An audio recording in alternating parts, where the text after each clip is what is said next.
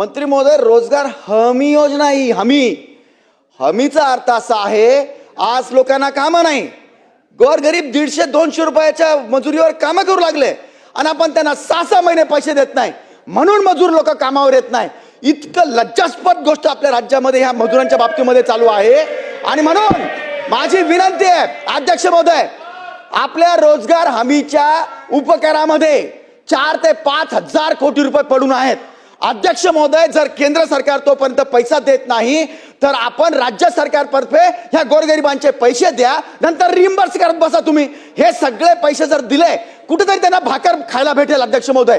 आणि म्हणून माझी विनंती आहे की हे अधिवेशन संपायच्या आत राज्यात जितक्या मजुरांचे पैसे कायदेशीररित्या शिल्लक आहे ते तुम्ही देणार की नाही देणार. नसल देत तर सांगून द्या की आम्ही आता ही राज्यामध्ये हमी योजनाचं आम्ही पैसे द्यायला हतबल आहोत, म्हणून पैसे आहेत आपल्या गोरगरिबांचे.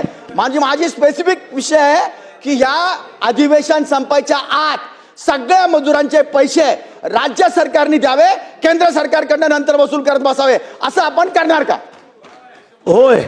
बातमी म्हणजे थोडक्यात.